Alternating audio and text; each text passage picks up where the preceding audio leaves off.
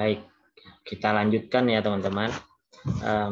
Hari ini sesuai dengan kontrak yang diberikan oleh koordinator tingkat atau koordinator mata kuliah manajemen keperawatan, kita akan membicarakan mengenai supervisi, pelimpahan wewenang, dan pendelegasian.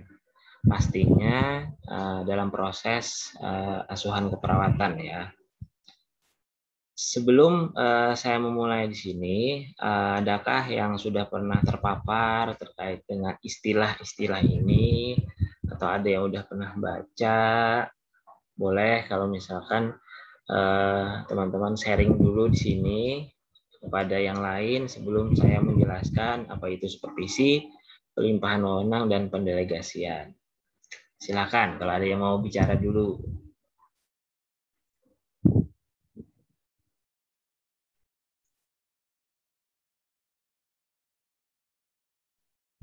Gimana?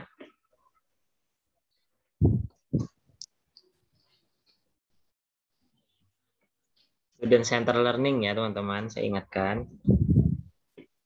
Ya, ada yang sudah pernah membaca atau belajar sebelumnya tentang ini?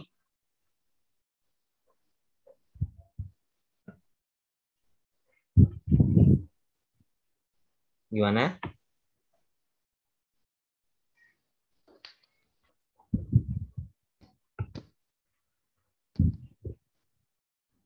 Suara saya terdengar jelas?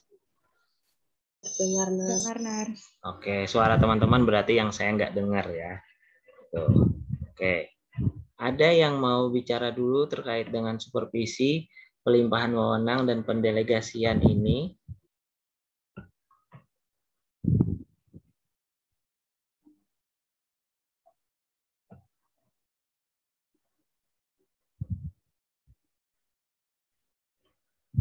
Sudah paham?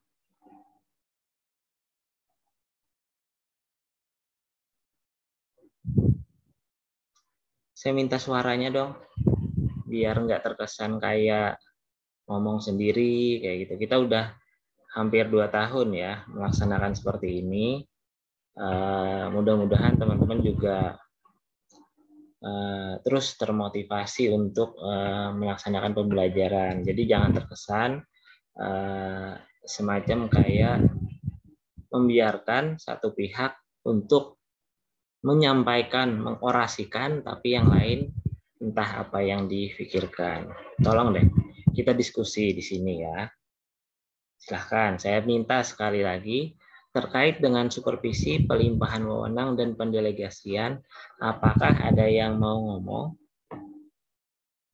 Izin berpendapat, Nars. Ya. Terkait supervisi, mungkin itu kayak semacam aktivitas pembinaan atau bimbingan kayak gitu, Nars. Mungkin itu kalau dari ulun, mohon koreksinya kalau salah, Nars. Oke. Bagaimana bentuk supervisi yang biasanya kita bisa berikan ya, teman-teman, ke staf kita?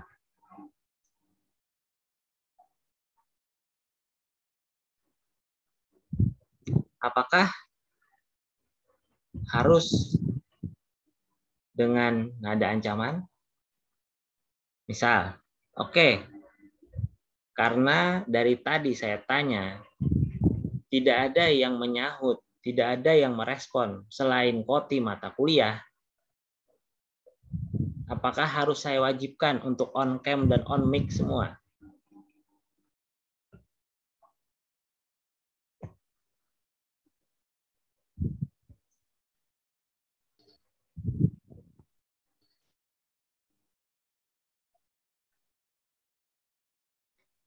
Bagaimana kalau misalkan seorang supervisor berperilaku seperti itu, seperti yang saya tunjukkan tadi?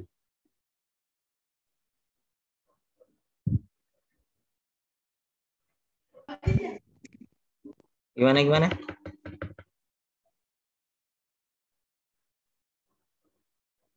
Apakah harus dengan nada ngegas atau penuh ancaman? Izin berpendapat, Nurs. Gimana, Rija? Oke, kalau menurut saya kan supervisi itu definisinya lebih ke arah peninjauan ya. Peninjauan terhadap segala sesuatu atau program yang dicanangkan dalam suatu ruang lingkup, kemudian ditinjau ulang oleh satu orangnya itu misalnya kayak koordinator atau yang mungkin disebut supervisor gitulah, Nurse. Nah, kemudian kalau misalkan dalam melakukan peninjauan, audit atau mengontrol itu ditekan atau digas, takutnya nanti ada konflik secara emosional atau konflik secara batin dari kelompok yang disupervisi dengan supervisornya. Kalau misalkan terjadi konflik, takutnya outcome-nya nggak maksimal. Nanti jadi konflik berkepanjangan seperti itu kalau dari saya, Nurse. yang udah praktikum manajemen konflik ya. Oke.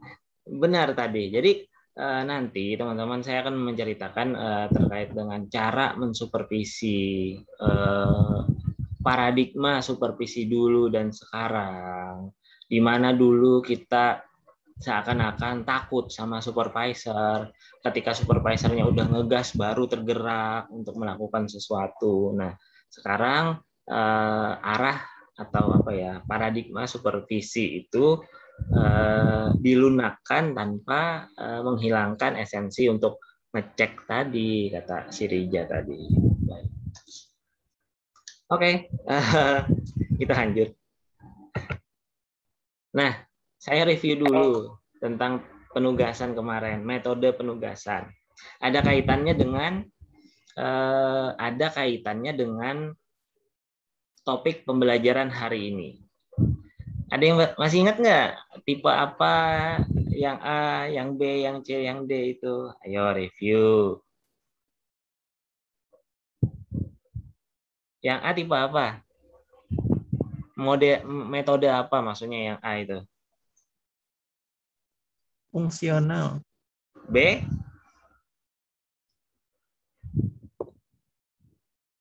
Yang B apa?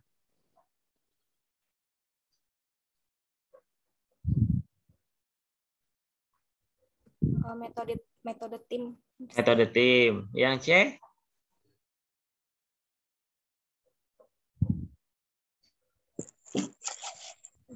Metode primer. Dan yang terakhir yang D? Penugasan kasus. Penugasan kasus.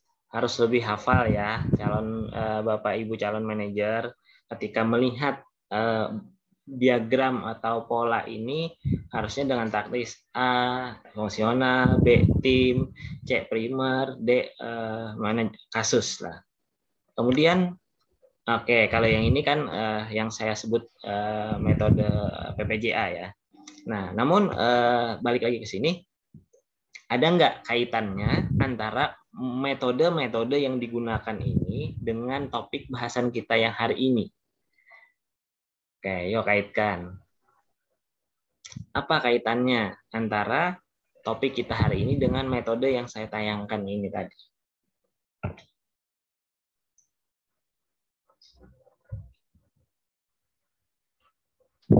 Ada yang bisa jawab? Di bagian pelimpahan wewenangnya mungkin. Oke, apa maksudnya? Maksudnya apa? Misalnya kayak kalau kepala ruangnya lagi kayak berhalangan atau ada sesuatu yang menghambat dia bertugas, mungkin dilimpahkan ke ketua tim seperti itu mungkin. Oke, ada pelimpahan wewenang ya, nanti ada yang namanya delegasi ya. Namun jangan lupa juga nanti asas supervisi harus diterapkan. Jadi sebagai pimpinan, entah itu pimpinan ruangan, entah itu pimpinan tim, kalau berbicara tentang metode yang B ini, harus tetap melakukan supervisi terhadap pelimpahan wewenang dan pendelegasian yang kita berikan. Oke, sudah mulai diserempet oleh Jainur tadi. Oke, kita masuk ke pengertian dulu deh. Nah, overview. Katanya di sini, pelimpahan wewenang adalah proses pengalihan tugas. Oke, dari tugas kepada orang lain yang sah atau terlegitimasi dalam melakukan berbagai aktivitas. Ya, ditunjukkan untuk mencapai tujuan organisasi yang jika tidak dilimpahkan maka menghambat proses pencapaian tujuan. Saya contohkan seperti ini teman-teman. Misal teman-teman berada dalam satu unit ruangan, ada satu kepala ruang, ada beberapa orang tim misalkan, tim A, tim B, tim C misalnya. Nah, suatu pagi tim A, tim B, tim C itu kan yang namanya perawat harus melakukan handover atau timbang terima. Oke. Dalam konsep pelaksanaan timbang terima, yang namanya timbang terima itu dipimpin oleh kepala ruang. Nah, jika seorang kepala ruang mempunyai pandangan bahwa handover tidak akan bisa jalan tanpa kehadiranku, sedangkan pada waktu yang bersamaan ada rapat manajemen yang mengumpulkan kepala-kepala ruang untuk membicarakan, mungkin ada tentang pembagian jatah slot pelatihan, pembagian atau bed baru atau nyusun anggaran untuk satu instalasi rawat inap. Si kepala ruang tadi tetap ke handover nggak bisa jalan tanpa kehadiranku di ruangan. Lalu dia meninggalkan rapat manajemen tadi. Apa yang terjadi? Tujuan organisasinya nggak akan tercapai. Dia nggak akan dapat jatah bed baru, anggaran nggak masuk, pelatihan yang dia usulkan nggak tersampaikan. Kenapa? Karena dia tetap kekeh ada di ruangannya untuk mimpin teman-temannya timbang terima atau handover. Padahal tugas rutin semacam kayak timbang terima tadi sebenarnya bisa dilimpahkan secara wewenang kepada individu yang dia nilai baik. Contoh, ketua tim A, B, atau tim C yang menjalankan timbang terima tanpa kehadiran dia. Sedangkan dia berangkat untuk rapat manajer, misalkan. Nah, itu yang saya maksud. Pencapaian tujuan organisasi tidak akan bisa goal jika wewenang yang simpel atau rutinitas saja dia nggak bisa melimpahkan ke stafnya begitu. Oke. Nah, terkait dengan delegasi dapat dibaca di sini, delegasi dapat didefinisikan juga sebagai pelimpahan wewenang, ya, dan tanggung jawab. Teman-teman mudah-mudahan pernah baca ya tentang wewenang dan mandat. Kalau di Undang-Undang 38 tahun 2014 tentang keperawatan di situ ada juga, ya.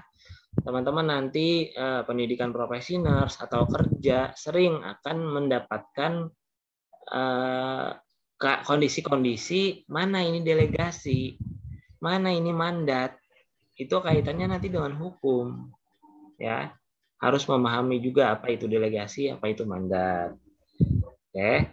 Ada suatu kondisi yang ketika kita ngasih pekerjaan ke seseorang, tanggung jawabnya dikerjakan oleh dia sendiri. Apakah itu delegasi atau mandat? Baca. Atau kondisi lain, kita ngasih pekerjaan ke seseorang, tapi tanggung jawabnya tetap kita. Orang lain cuma mengerjakan, tanggung jawabnya tetap kita. Apakah itu delegasi atau mandat? Baca undang-undangnya. Ada kok. Itu kaitannya nanti dengan tindakan-tindakan, yang mana tindakan pelimpahan dari medis, yang mana tindakan keperawatan, itu udah jelas dibagi-bagi di undang-undang tersebut. Silahkan dibaca, referensinya ada di Undang-Undang 38 tahun 2014 tentang keperawatan. Oke.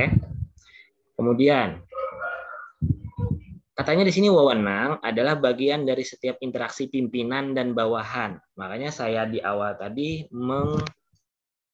menggambarkan tentang metode pilihan yang bisa kita gunakan di ruangan kita, ya. Di situ ada pola interaksi, ya, antara pimpinan dan bawahan. Dalam artian di sini kepala ruang dengan ketua-ketua timnya, ketua tim dengan perawat-perawatnya, misal untuk metode tim, ya. Jadi proses delegasi dapat diartikan sebagai pelimpahan wewenang dan tanggung jawab kepada orang lain untuk melaksanakan kegiatan tertentu.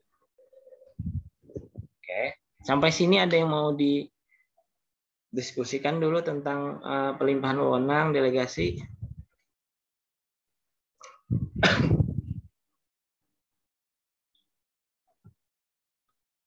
Belum ada. Tidak, belum ada. Apa yang teman-teman pikirkan ketika melihat gambar ini?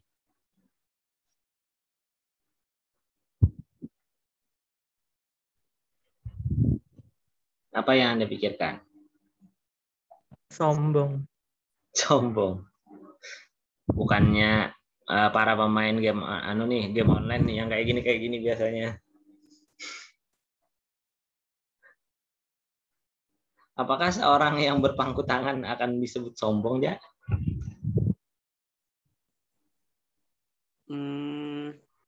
Belum tentu, Nes. Belum tentu. Saya menganalogikan di sini sebagai seorang yang mempunyai warna berbeda. Nah, dia sebagai pemimpin harus mempunyai sesuatu yang lebih daripada para stafnya. Bukan dia menyombongkan diri tentang kemampuannya, bukan. Maksud saya di sini adalah nilai lebih yang dia miliki bisa membawa organisasinya atau ruangannya atau unitnya tadi menjadi lebih baik, ya. Dengan cara apa? Salah satunya nanti dengan cara supervisi. Oke. Kita bahas tentang supervisi. Nah, saya mencontohkan tadi di awal-awal istilahnya mensupervisi itu dulu paradigma lama. Bicara supervisi itu terkesan kayak mandor. Oke. Ketika suatu bangunan yang lagi dilaksanakan di suatu proyek, pastinya akan ada seorang mandor dan pekerja-pekerjanya yang lain. Ketika seorang mandor itu datang, biasanya para pekerja itu akan bekerjanya dengan rapi, baik, cepat, telaten, dan lain-lain. Oke. Tapi ketika mandor mengalihkan penglihatan atau beranjak dari tempat dia awal mengawasi, kemungkinan bisa jadi para pekerjanya tersebut melempem lagi. Bisa jadi ya, nggak selalu, bisa jadi. Di sini mengindikasikan bahwa dulu paradigma atau cara pandang seseorang terkait dengan supervisi ini adalah hal yang menakutkan. Oke, taat kalau ada yang jaga, tertib kalau ada yang ngawasi. Tapi era sekarang digeser bahwa yang namanya supervisi merupakan suatu aktivitas pembinaan yang dirancang untuk membantu tenaga keperawatan serta staf untuk melakukan pekerjaan secara efektif juga efisien nantinya. Oke. Jangan sampai sebagai seorang manajer berperilaku sebagai seorang supervisor tapi hanya mencari-cari kesalahan temannya atau rekan sejawatnya. Karena Rija bilang tadi atau yang lain bilang tadi bahwa ketika seorang tersebut mencari-cari kesalahan akan mungkin menimbulkan efek sisa, entah itu konflik, entah itu konfliknya yang udah diutarakan atau masih nyesek dalam hati, itu bisa aja. Sehingga sebagai seorang manajer, harapan kita semua adalah seseorang yang mempunyai kepribadian bisa membina, memberikan bantuan, membimbing, mengajarkan, support atau mendukung, ya, kepada seseorang yang untuk menyelesaikan pekerjaannya, ya, sesuai kebijakan atau prosedur. Oke, saya berikan contoh kembali. Contoh, seorang kepala ruang, misalkan seorang kepala ruang mendapatkan keluhan atau komplain dari pasien atau keluarga pasien nih ceritanya di ruangan. Agak panas juga nih kuping kepala ruang karena dikomplain apa?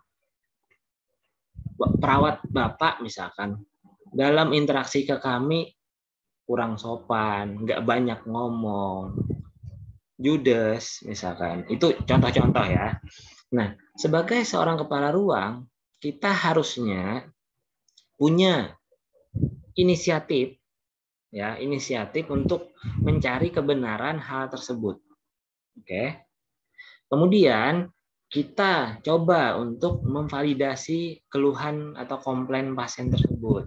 Misalnya, dalam melaksanakan tindakan asuhan, kita bisa ikut dengan staf kita. Apakah itu ikut serta terlibat dalam asuhan secara langsung di sisi pasien, atau sembari jalan lihat kondisi bagaimana staf kita melakukan pekerjaannya. Nah, di situ kan kita bisa menilai apakah benar perawat kita atau staf kita seperti yang dikomplainkan pasien, atau hanya individual kasusnya, atau menjadi budaya. Yang jelas, yang harus saya tekankan ke teman-teman, sebagai seorang supervisor, ketika menemukan kondisi yang memang tervalidasi sesuai dengan komplain pasien, jangan sekali-kali melakukan peneguran di depan pasien sendiri terhadap staf dan karyawan kita. Kenapa? Karena jika Anda lakukan langsung di hadapan pasien, itu otomatis sama kayak ibaratnya menampar muka profesi sendiri. Ya, sama kayak kita bilang bahwa iya emang perawat kami kayak gitu kelakuannya. Caranya ya yang dirubah, walaupun kita tahu oh iya emang ada salahnya nih, ada yang nggak benar nih sesuai dengan kebijakan atau prosedur, tapi caranya di lain kesempatan, jangan di sisi pasien langsung kita ngegas. Oke, itu sebagai seorang manajer. Maksud dari kebijakan atau prosedur, contoh kebijakan ini misalkan kebijakannya dalam pelayanan rumah sakit, setiap perawat harus mengedepankan senyum, salam, sapa misalkan. Tapi kita nemui staf kita senyum aja enggak, apalagi nyapa misalkan. Artinya kan perawat kita enggak sesuai dengan kebijakan rumah sakit. Oke. Tapi jangan sampai kita ngomel di depan pasien dan keluarga, ngomelin sejawat kita. Enggak gitu caranya. Oke. Nanti selesai dia ibaratnya melakukan tindakan, panggil orangnya ke ruangan kita misalkan. Prosedur sama, prosedur. Contoh, banyak komplain tentang perawat kita memasang infusnya nggak benar, berkali-kali tusuk, terpasang infus tapi plebitis, infeksi, macam-macam. Kan banyak keluhan-keluhan seperti itu. Apakah langsung dimarahin staf kita di hadapan pasien? Jangan. Banyak cara untuk membina mereka, ya. Itu yang diperhatikan. Mengembangkan keterampilan baru, pemahaman yang lebih luas tentang pekerjaannya sehingga dapat melakukannya dengan baik. Kayak itu seputar supervisi. Lanjut. Nih, sasaran supervisi. Pertama, pelaksanaan tugas sesuai dengan pola. Oke, maksudnya apa? Kita di depan tadi sudah melihat, mereview tentang metode asuhan yang kita pakai. Oke, kita sebagai kepala ruang mengatakan bahwa oke, di ruangan kami menggunakan metode tim, kata kita. Tapi pada pelaksanaannya, staf kita ini masih camuh amburadul dalam pekerjaan dan seakan-akan misalkan mereka masih menggunakan metode fungsional. Oke, nah makanya saya bilang di sini pelaksanaan tugas sesuai dengan pola, artinya jika kita melaksanakan supervisi dengan baik, kita bisa membenarkan pola yang kita inginkan. Kalau kita maunya metode tim, melihat kondisi masih berjalan terkait dengan metode fungsional, kita bisa membenarkannya. Oke. Kedua, struktur dan hierarki sesuai dengan rencana. Ya, artinya kalau ketua tim pekerjaan ini yang ke perawat pelaksana pekerjaannya itu jangan tumpang tindih. Oke. Yang ketiga, berkualitas. Dapat dikembangkan secara berkelanjutan dan sistematis. Jelas di sini keuntungan dari supervisi. Kemudian penggunaan alat efektif dan efisien. Contoh tadi ketika kita menemukan pemasangan infus yang menelan alat, istilahnya harus 2-3 jarum baru terpasang itu jarum infus di tangan pasien. Harapannya dengan pelaksanaan supervisi ini bisa efektif, sesuai target, efisien, nggak buang-buang alat bahan. Itu sebagai contoh. Oke, lanjut. Sistem prosedur yang tidak menyimpang. Oke, SPO tadi tidak disalahartikan, tidak multi persepsi karena adanya seorang supervisor yang mensupervisi tindakan. Oke. Pembagian tugas, wewenang, ada pertimbangan yang objektif dan rasional. Enggak ada istilahnya kalau misalkan di praktikum teman-teman lewati bahwa mengasuh pasien yang total care sama banyaknya dengan mengasuh jumlah pasien yang minimal care. Itu kalau di supervisi kita bisa meng-cross check, maka berikanlah misalkan pasien yang total care lebih sedikit secara jumlah ketimbang orang yang atau perawat yang mengasuh pasien minimal care. Itu bisa proporsional, rasional.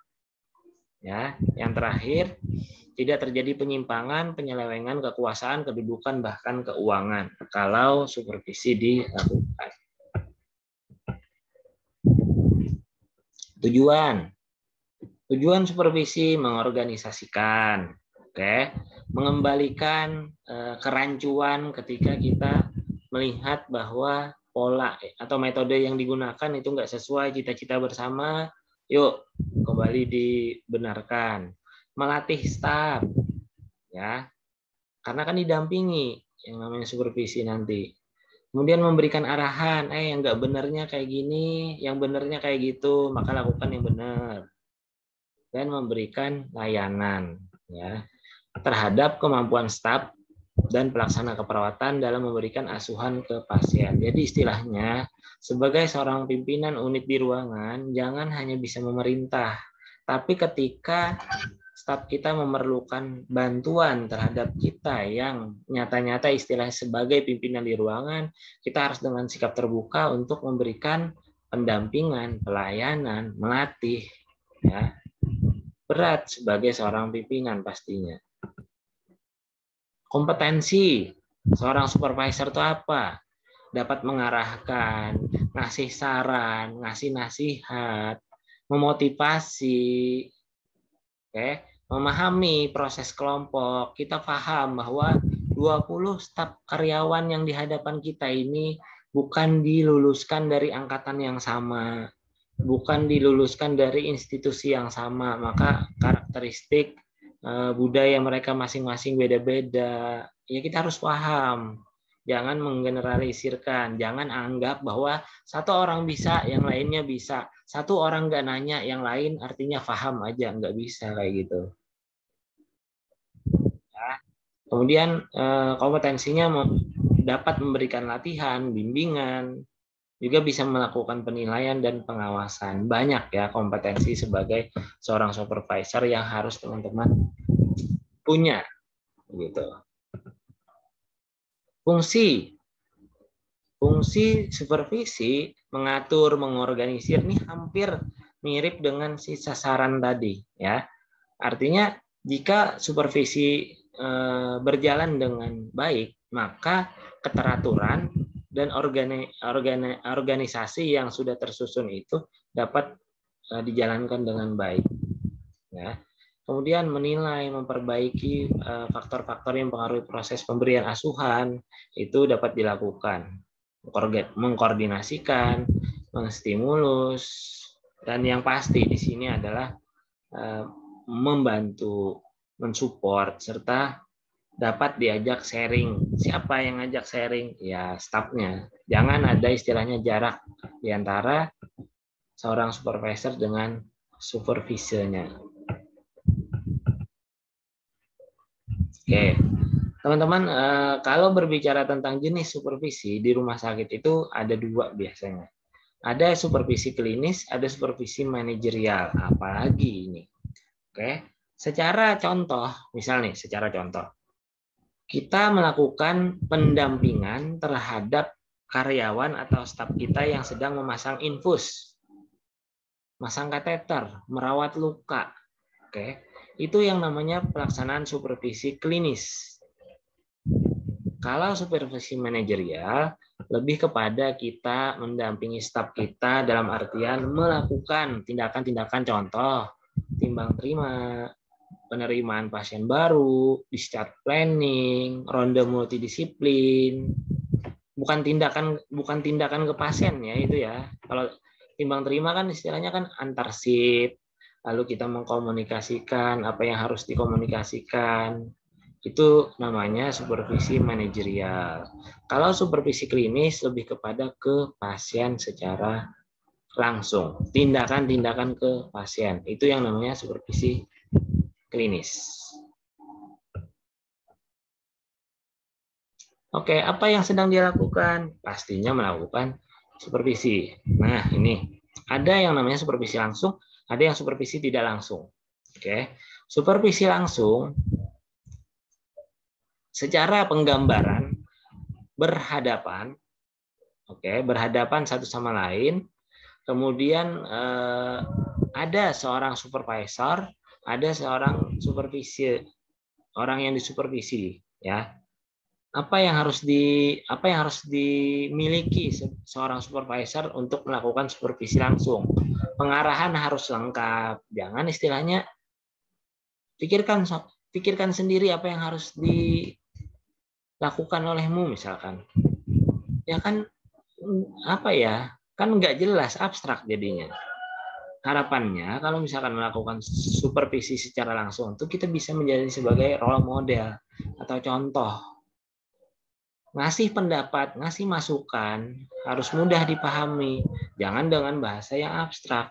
Mikir lagi nanti si supervisinya. Menggunakan kata-kata yang tepat, berbicara dengan jelas, lambat. Beri arahan yang logis. Oke, hindari memberikan banyak arahan pada satu saat. Jangan mengarahkan tuh, gini loh masang infus dari A sampai Z diceritakan. Lalu yuk coba, dirimu coba, misalkan. Jangan. Kalau bisa step by step, misalkan gimana cara memfiksasi vena biar kelihatan, biar venanya tuh bisa ditusuk dengan nyaman. Udah sampai situ aja dulu, nanti tahapan berikutnya ajari lagi apakah bagaimana posisi jarum infus saat nusuknya, saat menginsersinya. Jangan diceritakan dulu.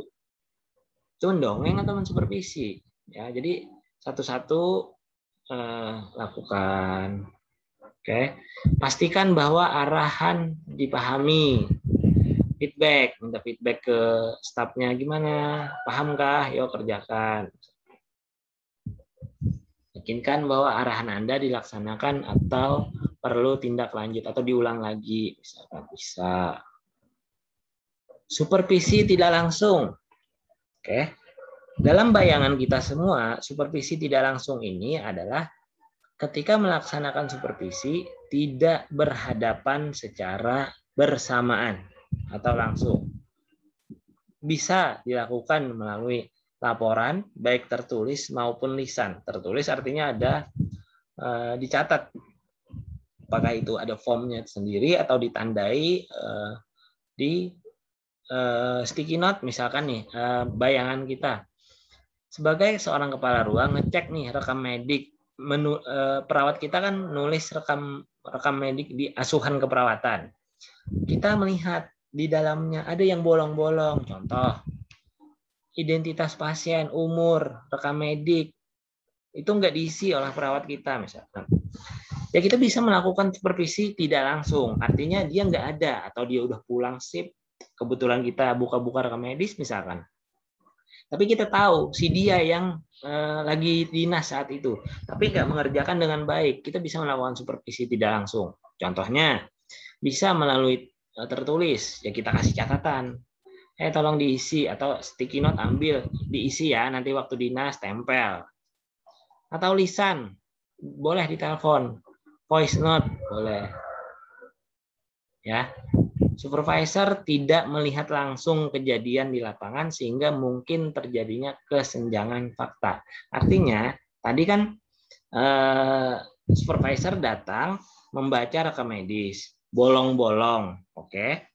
Tidak tahu dia kayak gimana kondisi real saat itu. Nah, kesenjangan ini maksudnya kali aja saat dia dinas tersebut perawatnya full pasien misalkan, sementara yang jaga sedikit, lalu pendokumentasian nggak maksimal. Nah, kelemahannya artinya kan si supervisor nggak melihat kondisi saat itu, dia hanya bisa menilai, oh ini bolong, catatan asuhan, lengkapi ya. Tapi kan dia nggak tahu sebenarnya ketidaklengkapan yang terjadi itu mungkin aja ada faktor yang lain. Gitu. Itu maksudnya kesenjangan fakta karena supervisi tidak langsung. Kalau supervisi langsung kan jelas ada seorang supervisor, ada yang disupervisi. Udah clear itu. Umpan balik dapat diberikan secara tertulis. Bisa. Itu tentang supervisi. Peran sebagai seorang supervisor adalah harus bisa menjadi edukator atau pendidik, mentor atau yang yang menjadi panutan lah, fasilitator untuk mengeksplorasi kemampuan individu. Yuk, kali aja dia masih malu-malu atau ragu mengeluarkan kemampuan terbaiknya, ya kita harus mensupport dia, ya. Dan yang terakhir adalah mengevaluasi, bisa lah menilai. Namun, yang perlu saya ingatkan, sebagai seorang supervisor harus mengamalkan prinsip yang namanya 3F dalam melakukan evaluasi ini. Pertama, fair, feedback, dan follow up. Nah, fair maksudnya gini loh. Kita tuh kan sering ya, misalkan kerja nanti dengan teman atau yang sedikit bukan teman waktu seangkatan misalkan. Kebetulan kita sebagai kepala ruang. Ketika perawat A melakukan kebaikan, kebetulan dia teman kita, kita terlalu over untuk memujinya. Oh, bagus sekali kamu dalam saya supervisi, bagus, saya cakep dah pokoknya. Oke, kamu harus dipertahankan ya, misalkan. Tapi si B juga melakukan kebaikan bahkan jauh lebih bagus dari A. Tapi karena konflik of interest, entah ini bawaan waktu kuliah, entah bawaan masa kecil yang saingan main PS, main bola atau apa, sebaik-baiknya perawat B di hadapan kita misalkan, karena nggak fair itu nggak akan sebagus perawat A dipuji misalkan. Tapi justru berbalik kondisi, misalkan perawat B tadi melakukan kesalahan, perawat A melakukan kesalahan. Perawat B mungkin dihajar, dihabisin, diomelin macam-macam. Tapi kalau perawat A yang namanya juga kenal banget dengan kita, oke, nggak apa-apa, nanti dibagusi ya, saya maklumi kok. Nah, itu kan nggak fair artinya. Tapi si perawat B ketika dia melakukan kesalahan, wah habis tuh, hujatan, makian, macam-macam. Ini nggak di depan pasien ya, tapi gaya kita mungkin menceramahi, ngajarin dia nggak enak banget tuh. Artinya di sini teman-teman dalam mengevaluasi sebagai evaluator itu nggak fair. Ya, kita sebagai seorang evaluator, sebagai supervisor harus fair. Kayak kalau dia baik ya baik, dipuji, disupport. Kalau dia jelek ya dikasih masukan bagaimana bagusnya. Terlepas dia saingan kita main PS, saingan kita rebutan seseorang, apakah rebutan apa lah dulu istilahnya, kita nggak mengenal itu. Kalau kita bisa bersikap fair, bagus sebagai seorang evaluatornya. Fair, satu. Feedback, ya, fair feedback. Sebagai seorang supervisor, ketika seorang itu meminta kejelasan ke kita sebagai sumber rujukan, kita harus bisa menjelaskan, mendemonstrasikan, mengajarkan. Itu namanya feedback. Jangan kita misalkan, Bapak atau nurse kayak gimana ya baiknya ini? Ya cari aja lah referensi sendiri. Udah besar aja kok, udah tua aja kok, belajarlah sendiri. Apakah itu mengandung asas feedback? Enggak. itu nggak akan baik. Sampai kapan istilahnya mau digitukan staf kita sebagai seorang supervisor atau atasan atau manajer atau pimpinan di sini wajib bisa memberikan feedback kepada stafnya. Oke, makanya saya sampai detik ini mempunyai pemahaman bahwa seorang pimpinan yang baik itu muncul dari seorang kader yang baik pula.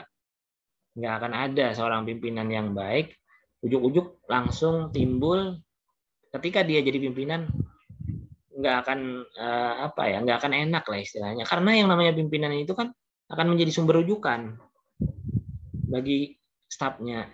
Nah, itu yang namanya feedback, harus memberikan masukan. Dan yang terakhir adalah follow up. Yang namanya supervisi harapannya selalu dilakukan berkelanjutan, enggak cuman satu kali itu aja. Selalu rutin, periode misalkan 1 bulan sekali, gunanya untuk menjaga kondisi sekira tetap bagus jalannya asuhan misalkan. Kayak itu peran sebagai seorang supervisor. Ciri supervisor yang efektif, kompeten, jelas. Kompeten di sini kompeten kognitif, kompeten psikomotor, efektifnya juga bagus. Itu seorang supervisor. Bersikap adil, jujur, wajar, nih kaitannya dengan fair yang sudah saya jelaskan tadi. Rajin, tekun, perhatian kepada stafnya, respect dan mau mengakui kelebihan orang lain. Jangan berat hati untuk mengatakan, oke, kamu bagus, ketika staf kita emang menunjukkan situasi atau tindakan yang dia bagus. Ya, jangan malu. Ada staf kita yang jauh lebih bagus daripada kita. Tuh. Oke, sebelum ke delegasi, masih topiknya supervisi. Ada yang mau ditanyakan, teman-teman? Ada, Ners. Silakan.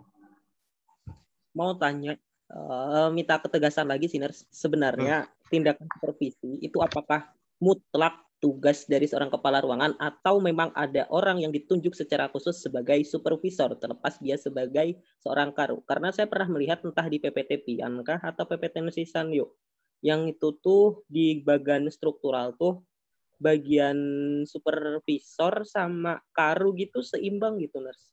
Setara gitu. Betul. Oke, perlu saya ya langsung saya jawab ya, Ja. Jadi rumah sakit negeri terutama biasanya menganut kepada model asuhan yang biasanya ngetren pada zamannya. Oke, saya juga pernah melihat ada beberapa rumah sakit yang namanya itu ada kepala ruang, ada seorang supervisor, atau ada yang namanya kepala ruang, ada yang clinical case manager katanya ada di ruangannya. Itu memang benar adanya, ya, benar adanya pada waktu itu. Pembagiannya kayak gimana? Jadi tadi pembagiannya kayak gimana? Dulu yang namanya tugas atau berbicara tentang kepala rumah tangga yang memikirkan bagaimana bed di ruanganku, alat bahan yang harus disediakan di ruanganku, itu tugas kepala ruang. Tentang SDM itu tugas kepala ruang. Tapi kalau berbicara nanti tentang gimana pasien terasuh dengan baik oleh stafku, itu tugasnya seorang supervisor. Itu dulu. Jadi benar apa yang pernah Rija lihat atau teman-teman lihat, dulu memang ada istilahnya ada kepala ruang, ada supervisor. Penempatannya juga beragam ya. Ada yang setara, ada kepala ruang, ada yang supervisor, ada yang kepala ruang, ada yang di garis koordinasi bahasanya, ada juga yang di bawahan kepala ruang, macam-macam variasinya. Namun keduanya mempunyai tugas yang sama-sama baik untuk menjamin asuhan. Kepala ruang sebagai kepala rumah tangga untuk memikirkan unitnya, unit ruang rawatnya. Supervisor lebih memikirkan gimana asuhan terjalin dengan baik untuk pasien. Kalau kita lihat di jenis supervisi yang saya ceritakan di atas tadi, ketika berbicara supervisi klinis, maka gawian supervisor. Kalau supervisi manajerial itu gawian kepala ruang dulu. Nah, sekarang era sekarang ini dalam metode yang dianjurkan oleh KARS melalui SNARS-nya, posisi supervisor itu ternyata tidak ada lagi. Hanya ada kepala ruang, ada yang dibantu wakil kepala ruang, ada yang nggak pakai kepala ruang, langsung ke ketua tim atau PPJA-nya. Begitu. Jadi apa yang Rija lihat itu sebenarnya nggak salah. Lalu hilang lah, misalkan perannya supervisor tadi nggak hilang, numpuk di seorang kepala ruang sekarang. Begitu, Ja. Oh, nggih, berarti itu tren yang dulu tuh memang ada dikotomi gitulah, Nars, dikhusus-khususkan. Terus Betul. sekarang yang baru tuh dikumpulkan jadi satu di Karu. Ya, betul. Jadi istilah supervisor itu memang ada suatu jabatan dulu tuh, Ja. Oh, berarti Karu tuh banyak gawian lah, Nars lah, banyak banget gawian. Makanya ini mirip kayak di negara, suatu negara. Kalian pernah dengar tentang Perdana Menteri dan Presiden nggak? Nggih. Nah, ada yang kepala pemerintahan, ada yang kepala negara. Oke? Iya. Kepala negara, presiden, kepala pemerintahan, Perdana Menteri. Itu di negara lain. Di negeri kita tercinta ini, kepala pemerintahan dan kepala negara satu. Ini sama, ibaratnya analoginya kayak gitu. Gitu. Jadi beban seorang kepala ruang itu nggak mudah. Makanya harus belajar gimana kepemimpinan, gimana memanajeri ruangan, mengelola konflik, belum merencanakan ruangan kayak gimana. Itu. Oke? Oke, Nars. Oke, lanjut sedikit. Apa? Kira-kira itu ada nggak sih apa itu namanya research terkait hal tersebut atau fenomena tersebut, misalkan membandingkan efisiensi dikotomi tugas tersebut sama yang sekarang ini yang senternya di Karu, itu kira-kira efektif yang mana? Ada nggak sih yang penelitian terkait hal tersebut membandingkan efektivitasnya? Belum ada, sepembacaanku sih belum ada riset yang membandingkan tersebut. Boleh kalau mau dicoba. Oke. Sip. Lanjut. Delegasi, seperti yang saya ceritakan di awal tadi, entah itu pemberian wewenang atau delegasi, ini kan istilahnya ngasih sesuatu pekerjaan. Oke, itu ngasih. Nah, harapan saya ngasih pekerjaan itu dibarengi dengan supervisi. Saya lupa menjelaskan makna supervisi kalau berbicara tentang asal muasal katanya. Supervisi itu teman-teman dari dua kata sebenarnya, super sama vision. Oke, supervision. Super artinya di atas, vision adalah melihat. Jadi melihat dari atas. Itu yang namanya supervisi.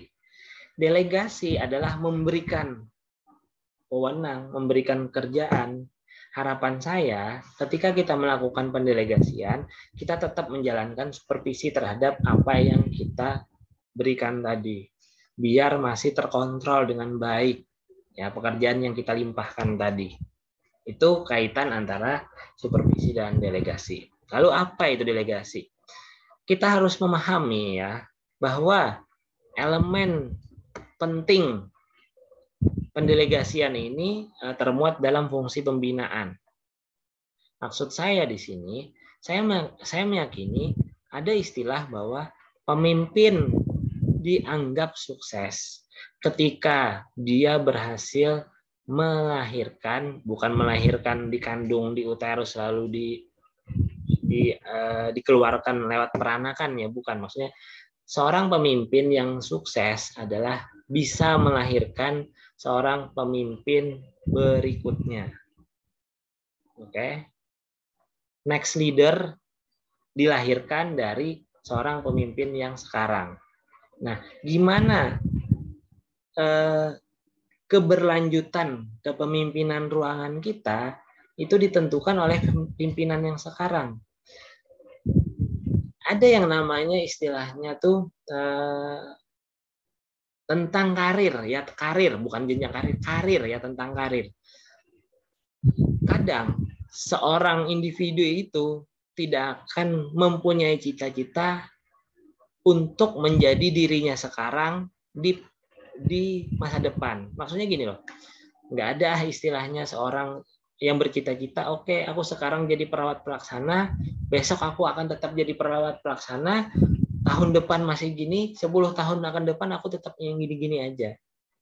Biasanya seseorang mempunyai cita-cita, keinginan, pasti ingin meningkatkan jenjang karirnya lah istilahnya. Kalau dia sekarang posisi saat ini sebagai perawat pelaksana, ya mudah-mudahan lah 3 tahun kemudian jadi katim.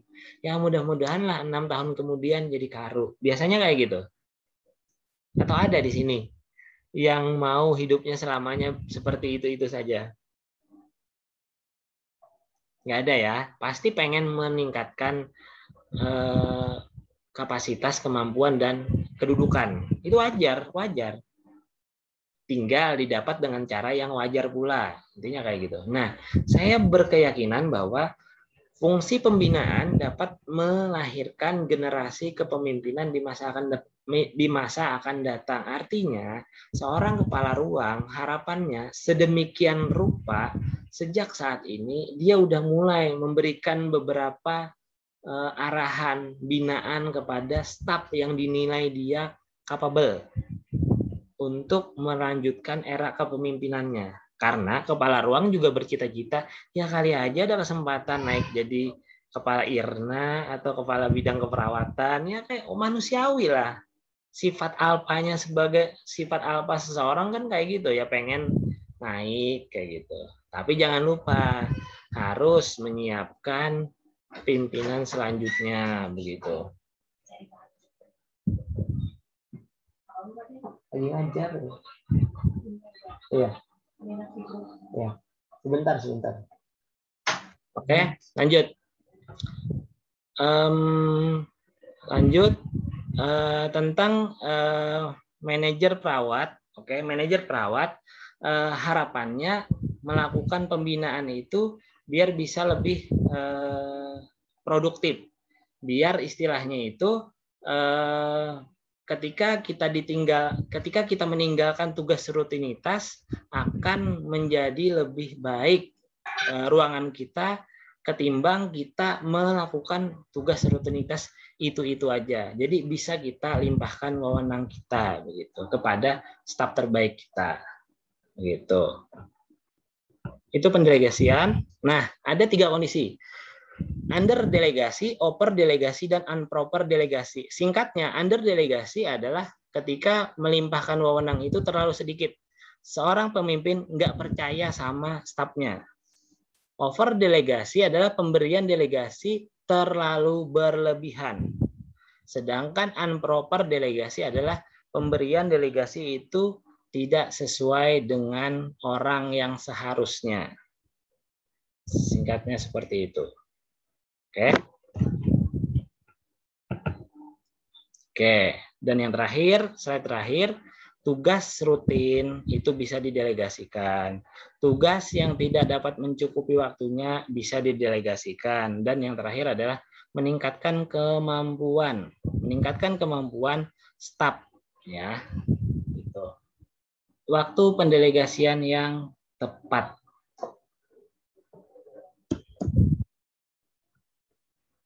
Delegasi sebaiknya tidak diberikan ketika ada sesuatu yang rahasia, sesuatu yang kritikal, memerlukan kepercayaan lebih, itu jangan didelegasikan. Oke, selesai. Ada yang mau didelegasikan? Ada yang mau didiskusikan tentang delegasi?